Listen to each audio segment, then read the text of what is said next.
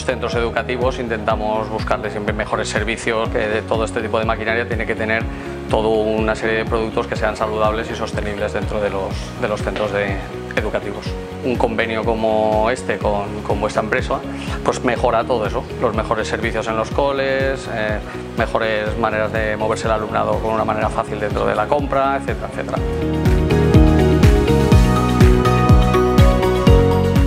Secretaría virtual, pues evidentemente siempre mejora el tiempo de gestión de las cosas, y luego